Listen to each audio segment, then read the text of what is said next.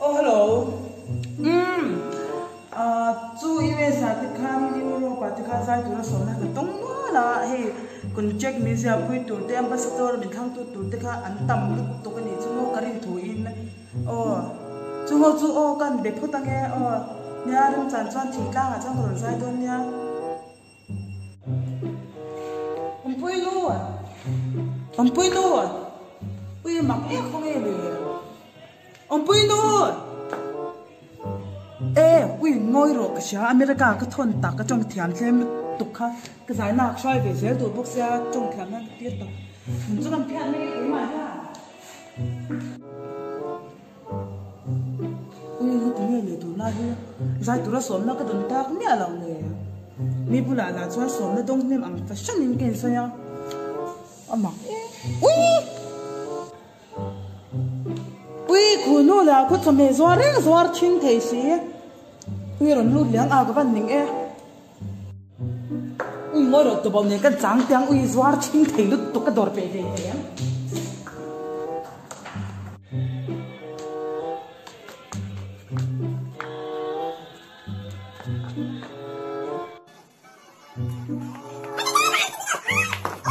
mình đang chạy không phải lúc này rồi sập mai em cái thọ cái là nghe mình cái thọ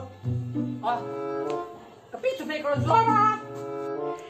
ui chụp mẹ rồi tùy lâu lâu nè rồi xoa tổ su cái bắt thấy ma lệ xí cái rồi cái thọ tiền thọ cái nào cái chú người đó cái biết cái chú lệ cái chú chắc là cái năng sấy bạc khai thì là nghe rồi cái thọ hai vết đây nào hồi rồi cái chụp mẹ rồi chứ là đấy xí na cái ta ăn xoa ta ăn cũng được cũng ngon không nghe chưa rồi chú anh biết rồi ui hạt giống nuôi rồi không nghe cái tomato cái xong rồi tomato bao ui cái gì nó em gì lâu khát thì xuống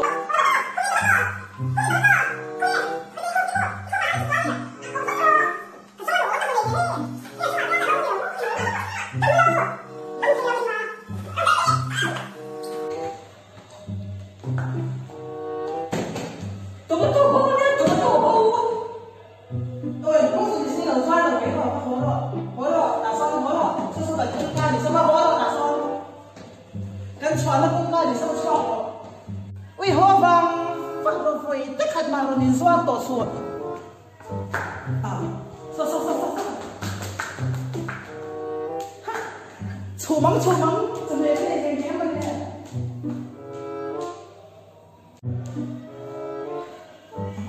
ui mua rồi qua riêng sáng ha hậu chú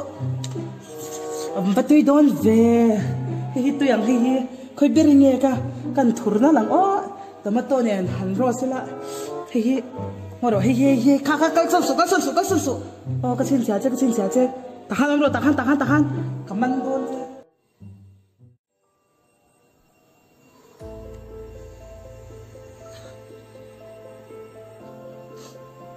cho mẹ rồi thì mình cũng sẽ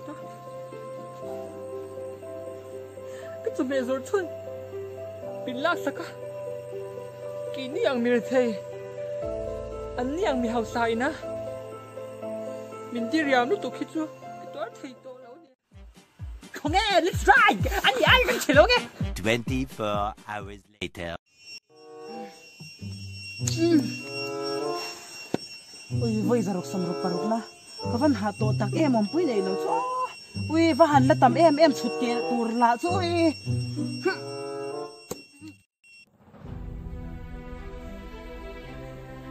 ba cho cái này tốt đấy nó nên tìm thang xe rồi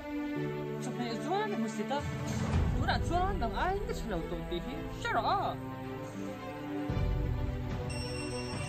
nên tìm thang ui tụi ngay nhỉ đi xe tổ là mà tomato ít rục hay xe lâu mẹ chụp này doan cũng một xí chín khác cái gì đó tôi đã doan ba là cái phải chỉ là tí ra những cái ăn lén cái xe lầu tém nãy cái xe lầu tém ui thấu yang pun nhìn chơi mà là cái mình ta cho đi chơi reng thà vắng hoa rồi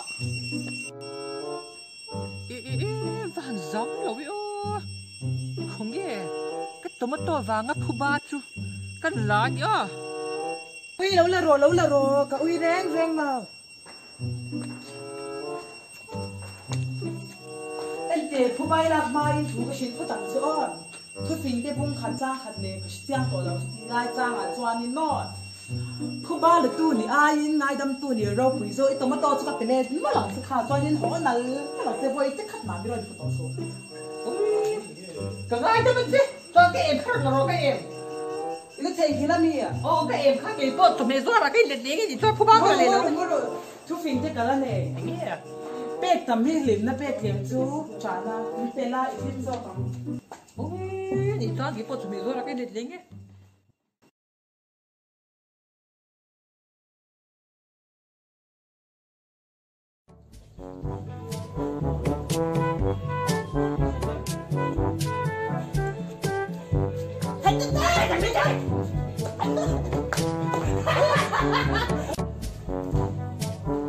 không muốn chuẩn bị giờ khác vùng tệ ta thơ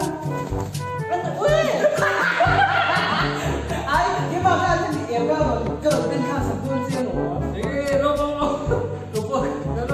rồi cái chuyện không được ta thơ không nghĩ rồi chú hey nghe đâu